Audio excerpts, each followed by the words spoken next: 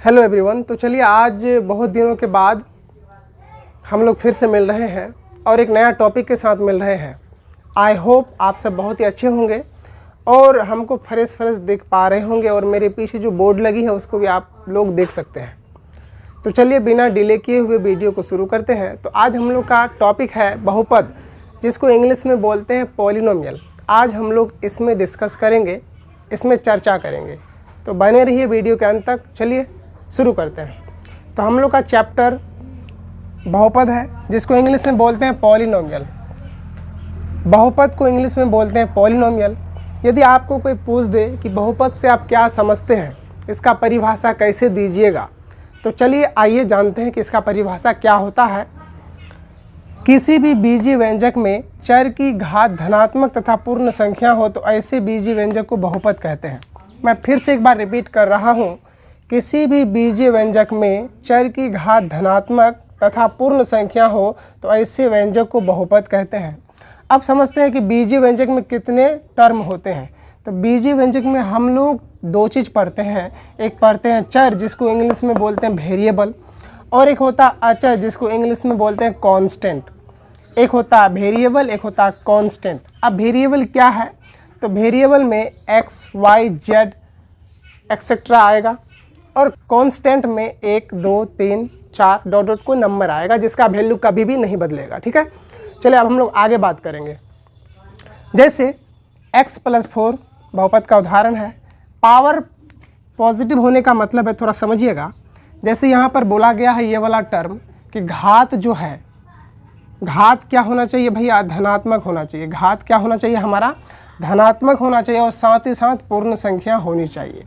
धनात्मक का मतलब ये हो जाता है कि कोई भी चर का घात माइनस में नहीं होना चाहिए, हमेशा प्लस में होना चाहिए। यानी एक्स स्क्वायर प्लस में है, एक्स का पावर 2 तो प्लस में है, एक्स है यहाँ कुछ घात नहीं है, 1 है तो ये भी क्या है भाई? प्लस में है। एक्स का पावर 3 ये भी क्या है? प्लस में है। यानी घात हमेशा पॉजिटिव होना चाहिए, प्लस में होना चाहिए। और साथ ही साथ हम लोग अब चर्चा करेंगे पूर्ण संख्या। तो वैसा संख्या जो आधा अधूरा नहीं हो, देहाती भाषा में समझे तो वैसा संख्या जो आधा अधूरा ना हो, गोटा हो। क्या हो? गोटा हो। एक एग्जाम्पल लेते हैं। जैसे यहाँ पर 5/3 ले रहे हैं, तो आप लोग देख रहे हैं कि ये पूरा पूरा नहीं कटेगा। इसका मतलब ये पूरा संख्या नहीं है, पूर्णांक नहीं है। क्यों? क्योंकि 5/3 को यदि आप भाग देंगे तो ये दशमलव में आएगा, समथिंग कुछ भी आएगा, दशमलव में आएगा। लेकिन यहाँ पर 5 यदि बात की जाए तो ये पूर्ण संख्या है। 5 के नीचे डिनोमिनेटर में यदि कुछ नहीं है तो बट्टा 1 है, यानी 5/1। अगर यदि 1 से हम लोग डिवाइड करेंगे तो फाइनली हम लोग को 5 ही मिलेगा, जो कि पूर्ण संख्या है। 10/2 को यदि लेते हैं तो 10/2 भी क्या भाई? एक पूर्ण संख्या है। कहोगे कैसे? इसका भी तो बट्टा 2 है, लेकिन पूरा पूरा कट रहा है। देखो 2 1 जा 2, 2 5 जा 10, यानी 5 बार में पूरी तरह से कट रहा है। इसलिए हम लोग इसको कह सकते हैं कि ये पूर्ण संख्या है। तो आई होप ये आप लोग को समझ में आ गया होगा। पद के अनुसार देखा जाए तो बहुपद एक पदी होता है, द्विपदी होता है, त्रिपदी होता है। यानी एक पदी बहुपद किसे कहेंगे? तो वैसा बहुपद जिसका घात 1 हो उसे एक पदी बहुपद कहते हैं। द्विपदी बहुपद किसे कहेंगे? तो वैसा बहुपद जिसका घात 2 हो उसे द्विपदी बहुपद कहते हैं। त्रिपदी बहुपद किसे कहेंगे? तो वैसा बहुपद जिसका घात 3 हो उसे त्रिपदी बहुपद कहते हैं। एग्जाम्पल ले लेते हैं हम लोग एक पदी बहुपद का। एक पदी बहुपद का एग्जाम्पल जैसे हो जाएगा, उदाहरण देखिए इधर। एक पदी बहुपद का एग्जाम्पल हो जाएगा x का पावर 4। ये एक ही पद है भैया। कौन पद है? एक ही पद है। x एक ही पद है, 5x एक ही पद है। ये एक पदी बहुपद का उदाहरण है। अगर द्विपदी बहुपद का उदाहरण यहीं पर ले तो 2 पद होना चाहिए, प्लस या माइनस से कनेक्ट होना चाहिए। या तो प्लस से कनेक्ट होना चाहिए या माइनस से कनेक्ट होना चाहिए, लेकिन उसमें टोटल 2 पद होना चाहिए। कितना पद? 2 पद। देखिए ये हो गया आपका एक पदी, एक पदी बहुपद। अब हम लोग बात करेंगे द्विपदी बहुपद का। तो देखो x² + 2, देखो यहाँ प्लस से कनेक्टेड है, यानी x² + 2 ये द्विपदी है भैया। कौन पदी है? द्विपदी है। ठीक है, इधर हम समझा दे रहे हैं, यहाँ आप लोगों को फ्रेश दिख रहा होगा। जैसे यहाँ पर x³ + 5x। अब बताइए इसमें कितने पद है? टोटल 2 पद है, प्लस से कनेक्टेड है, इसका मतलब ये द्विपदी हो गया। x³ + 4 ये भी द्विपदी है। आगे हम लोग बात करेंगे x स्क्वायर प्लस 5, ये भी द्विपदी है, यानी प्लस या माइनस से कनेक्टेड होना चाहिए। अगर ऐसे भी हो 4x स्क्वायर माइनस 2, तो ये भी द्विपदी है क्योंकि ये माइनस से कनेक्टेड है। तो आप समझ गए, यानी वैसा बहुपद जिसमें दो पद हो उसे द्विपदी बहुपद कहते हैं। क्या कहते हैं? द्विपदी बहुपद कहते हैं। उसके बाद त्रिपदी बहुपद किसे कहते हैं? तो वैसा बहुपद जिसमें 3 पद हो। कितने पद हो? 3 पद हो, प्लस या माइनस से 3 पद कनेक्टेड हो। क्या हो भाई? कनेक्टेड हो।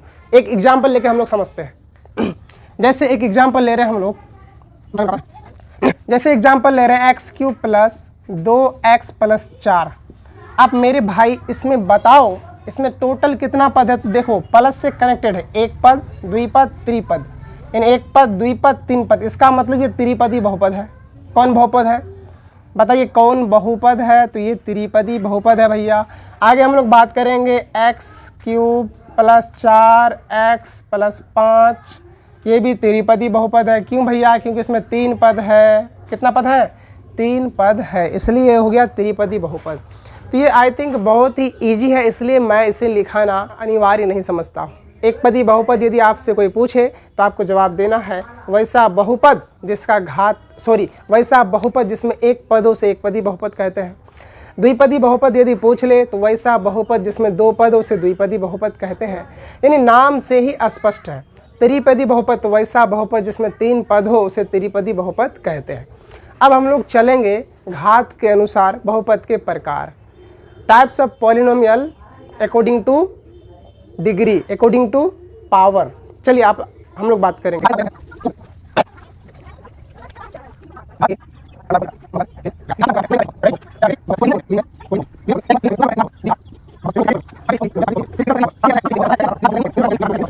तो बात करेंगे रेखिक बहुपद लीनियर पॉलिनोमियल। रेखिक बहुपद लीनियर पॉलिनोमियल वैसा बहुपद जिसका घात 1 हो उसे रेखिक बहुपद कहते हैं। इसका सामान्य रूप की बात की जाए तो ये ax प्लस बी होता है, x प्लस बी होता है। द्विघात बहुपद का सामान्य रूप होता है x square plus bx plus c, जहाँ a बराबर 0 नहीं होना चाहिए। त्रिघात बहुपद का सामान्य रूप होता है x³ plus bx square plus c x plus b, जहाँ a बराबर 0 नहीं होना चाहिए। हो गया? चलिए तो एक एक करके हम इन तीनों में डिस्कस करते हैं। घात के अनुसार बहुपद के प्रकार होते हैं रैखिक बहुपद। नंबर 1 में पढ़ेंगे रैखिक बहुपद, लीनियर पॉलिनोमियल। लीनियर पॉलिनोमियल कहते किसे हैं? इसको हम लोग कैसे परिभाषित कर सकते हैं? तो आइए जानते हैं। यानी वैसा बहुपद जिसका घात 1 हो उसे लीनियर पॉलिनोमियल कहते हैं, रैखिक बहुपद कहते हैं। द्विघात बहुपद क्या है भाई? तो द्विघात बहुपद किसे कहेंगे? नाम से ही स्पष्ट है। द्विघात बहुपद तो वैसा बहुपद जिसका घात 2 हो उसे द्विघात बहुपद कहते हैं। जैसे x square plus b x plus c, इसका मैक्सिमम घात, चर का मैक्सिमम घात 2 है तो ये द्विघात बहुपद हो गया। और a बराबर 0 नहीं होना चाहिए। a बराबर 0 इसलिए नहीं होना चाहिए, यदि a का मान हम 0 रखते हैं तो एक्स स्क्वायर के साथ यदि 0 गुना होता है तो ये हो जाएगा 0। और हम लोग जानते हैं कि 0 को किसी भी नंबर से गुना कीजिए वो 0 कर देता है, इसलिए a का मान 0 नहीं होना चाहिए। त्रिघात बहुपद का सामान्य रूप होता है x³ plus bx square plus cx plus d, जहाँ a बराबर 0 ना हो, जहाँ a बराबर 0 ना हो। फिर से हम एक बार रिपीट कर रहे हैं, यदि आपको कोई रैखिक बहुपद पूछे तो आपको जवाब देना है कि वैसा बहुपद जिसका घात 1 हो उसे रैखिक बहुपद कहते हैं। रैखिक बहुपद का सामान्य रूप x प्लस b होता है, इसका एक हल होता है। कितना हल होता है मेरे भाई? एक हल, क्योंकि रैखिक बहुपद है, इसका पावर कुछ ना है तो 1 है। जितना पावर रहेगा चर का उतना ही हल होगा। तो इसमें कितना हल होगा बताइए? तो इसमें कितना हल हो जाएगा मेरे भाई? तो इसमें हलों की संख्या 1 होगी। क्या होगी? 1। कितना हल होगा? 1 हल होगा। ठीक है। द्विघात बहुपद में कितना हल होगा? तो 2 हल होगा। क्यों? क्योंकि इसका पावर कितना है? 2 है, इसलिए इसका हलों की संख्या कितना हो जाएगा? 2। त्रिघात बहुपद में कितना हल होगा? 3। क्यों? क्योंकि इसका पावर 3 है, इसलिए 3 हल होगा। कितना हल होगा? 3 हल होगा। अब हम लोग आगे चल करके डिस्कस करेंगे कि द्विघात बहुपद को कैसे सॉल्व करते हैं, उसका गुणनखंड कैसे किया जाता है। तो चलिए वीडियो के अंत तक बने रहिए। चलिए तो हम लोग अब आगे बात करेंगे फैक्टर, यानी गुणनखंड का फैक्टर कैसे करते हैं, बहुपद का गुणनखंड कैसे करते हैं। तो चलिए समझते हैं। हम लोग के पास 2 क्वेश्चन है। पहला क्वेश्चन है x square plus 4x plus 4, इसका हम लोग को गुणनखंड करना है। और दूसरा क्वेश्चन है 2x square plus 3x plus 1। तो चलिए सबसे पहले इसका हम लोग गुणनखंड करते हैं, तो गुणनखंड करने के लिए सबसे पहले हम लोग को सबसे पहला टर्म को अंतिम टर्म से गुना करना पड़ता है। यानी हम लोग एक्स स्क्वायर को 4 से गुना करेंगे।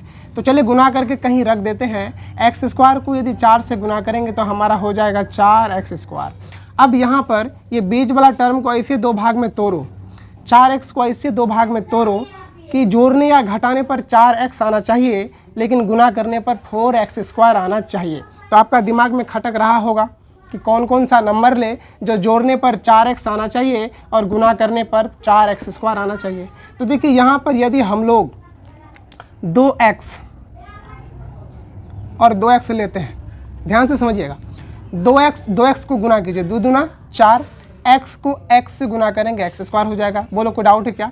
अब देखो यहाँ पर दोनों को जोड़ते हैं, तो एक बार जोड़ते हैं, 2x प्लस 2x 4x हो गया, और दोनों को यदि गुना करते हैं तो 2x गुना 2x बराबर 4x स्क्वायर। यानी मेरा दोनों कंडीशन फुलफिल हुआ। बोलो दोनों कंडीशन फुलफिल हुआ कि नहीं? दोनों कंडीशन, यानी जोड़ने पर 4x आना चाहिए और गुना करने पर 4x आना चाहिए। तो देखिए यहाँ पर हम लोग इसको इस तरह से लिखेंगे। लिखना एक्चुअली ऐसे नहीं है, हम लोग समझाने के लिए लिखें। तो इसको लिखना है x square plus 2x plus 2x plus 4। अब यहाँ से हम लोग x कॉमन ले लेंगे तो x प्लस 2 बचेगा, यहाँ से प्लस 2 कॉमन लेंगे तो x प्लस 2 बचेगा। अब यहाँ पर एक चीज़ फिर हम लोग को कॉमन नज़र आ रहा है, x प्लस 2 कॉमन है, तो इसको एक जगह कर लेंगे, x प्लस 2 एक जगह कर लिए, बचा क्या x प्लस 2। ये हो गया इसका गुणनखंड। यदि आप 10th में पढ़ते हैं, 10वीं क्लास में पढ़ते हैं, 9th क्लास में पढ़ने वाले बच्चों के लिए यहीं तक है, लेकिन यदि आप 10वीं में पढ़ते हैं तो इससे आगे भी जा सकते हैं। यहाँ से लिखेंगे अब x plus 2 into x plus 2 equal to 0 put करेंगे। एक बार करेंगे x प्लस 2 इक्वल टू 0, यानी x इक्वल टू -2। फिर यहाँ से करेंगे x प्लस 2 इक्वल टू 0, यानी x इक्वल टू -2। यहाँ से एक को हम लोग अल्फ़ा मान लेंगे, alpha equal to -2 and beta equal to -2। दोनों का सेम ही होगा। ये हो गया आपका आंसर। ठीक है, अब देखिए दूसरा सवाल है। दूसरा सवाल में थोड़ा मंथन करते हैं। चलिए दूसरा सवाल में थोड़ा सा मंथन करते हैं हम लोग। दूसरा सवाल आपका है 2x square plus 3x plus 1, 2x square plus 3x plus 1, है ना भाई?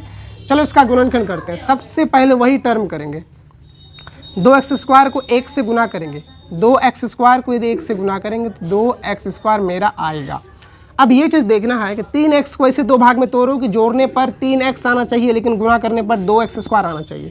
तो आप बोलेंगे सर मिल तो गया, मिल गया। देखिए 2x square plus 2x plus x plus 1। अब देखिए कैसे, 2x में x जोड़ेंगे 3x हो जाएगा। बोलिए 2x में यदि x जोड़ते हैं तो 3x पुरता है। अब यहाँ से 2x को x से गुना करेंगे तो 2x स्क्वायर आ गया। अब देखिए यहाँ से आगे ले जाएंगे, 2x यहाँ से कॉमन आ रहा है, तो 2x यदि कॉमन ले लेते हैं तो यहाँ पर बचेगा 2x प्लस 1। यहाँ कुछ कॉमन नहीं तो एक ले लो, x प्लस 1 बचेगा। सॉरी 2x यहाँ से कॉमन लेंगे तो यहाँ सिर्फ x बचेगा, सिर्फ यहाँ x बचेगा। अब x प्लस 1 दोनों जगह दिख रहा है तो एक जगह कॉमन उठा लीजिए, x प्लस 1 को एक जगह कॉमन लीजिए और बचा क्या 2x प्लस 1। ठीक है, आ गया। अब यहाँ से आगे कर सकते हैं। अब करके यहाँ से 0 पुट करेंगे, यहाँ से x का मान निकाल सकते हैं। हम बताए थे, शुरू में ही बताए थे कि द्विघात बहुपद का 2 हल होता है। कितना हल होता है? 2 हल होता है, जितना घात उतना हल होता है। तो ये द्विघात बहुपद है। देखिए पावर कितना भाई 2 है, तो इसका 2 हल निकला है। एक x बराबर -2 और दूसरा है ना x बराबर -2, यानी x बराबर फाइनली मेरा 2 आंसर निकला, -2 ठीक है। उसी तरह से इसका भी यहाँ निकलेगा, सेम टू सेम अगर हम लोग करेंगे तो यहाँ से अब करके ना दोनों को 0 पुट कीजिए, यानी x plus 1 into 2x plus 1 बराबर 0 पुट कीजिए तो x प्लस 1 इक्वल टू 0 हो गया, x इक्वल टू -1 हो गया, डेट्स इट। और दूसरा लेंगे तो 2x plus 1 equal to 0, now 2x equal to -1 and x equal to -1/2। ये हो गया आंसर। आई होप कि आप लोग को दिख रहा होगा। अगर नहीं दिख रहा है गाइस तो आप लोग कर लेंगे किसी तरह से एडजस्ट। ठीक है, उतना सुविधा अभी पर्याप्त नहीं है, इसलिए उतना कुछ नहीं कर पा रहे हैं। ठीक है, चलिए हम लोग आगे बात करेंगे। एक दूसरा सवाल लेते हैं। एक दूसरा सवाल ये लेंगे कि आपका जो पहला दूसरा तीसरा सवाल लेते हैं। तीसरा सवाल है 5x square plus 6x plus 1, इसका गुणनखंड कैसे होगा? चलिए बनाइए, इसका गुणनखंड कैसे होगा। तो चलिए इसका गुणनखंड हम लोग करते हैं। सबसे पहला स्टेप में क्या करेंगे, 5x स्क्वायर को 1 से गुना करेंगे तो 5x स्क्वायर मेरा आ गया, इसको कहीं पर लिख लेंगे। अब दिमाग ये लगाना है कि ये बीच वाला संख्या जो है ना, इसको ऐसे दो संख्या में तोड़ो कि गुना करने पर 5x² आना चाहिए और जोड़ने पर 6x आना चाहिए, जोड़ने या घटाने पर 6x आना चाहिए। चलिए तो आगे बढ़ेंगे, लिखेंगे 5x² प्लस, इसको अगर लिखते हैं 6x को, 5x प्लस x। देखिए 5x में एक x जोड़ेंगे 6x हो गया, और 5x गुना x करेंगे तो 5x² हो गया, प्लस 1 है। ठीक है, अब देखो यहाँ पर 5x यदि यहाँ से कॉमन ले लेते हैं तो बचेगा x प्लस 1, यहाँ कुछ कॉमन है तो एक ले लो x प्लस 1। अब देखो x प्लस 1 को एक जगह कर लेते हैं, बचेगा क्या 5x प्लस 1। अब यहाँ से फिर करेंगे अब प्लस 1, अब x plus 1 into 5x plus 1 equal to 0 put करो, यहाँ से लिखेंगे x plus 1 equal to 0, now x equal to minus 1, x का मान निकल गया। फिर पुनः करेंगे 5x प्लस 1 इक्वल टू 0, यानी 5x equal to minus 1, x equal to minus 1/5। Last में लिखेंगे अतः अल्फ़ा बराबर हो गया -1 एंड बीटा बराबर हो गया -1/5। देखिए द्विघात बहुपद था इसलिए दो हल निकला, एक का मान निकला -1 और दूसरा का मान निकला -1/5। तो हम लोग इस तरह से फैक्टराइजेशन करते हैं, गुणनखंड करते हैं। आई होप आप लोग को समझ में आ गया होगा। गर्मी बहुत ही ज़्यादा है, पसीना भी टपक रहा है। तो चलिए आज यहीं तक रहने देते हैं, फिर मिलते हैं एक अगला पार्ट अगला टॉपिक को लेकर के। धन्यवाद।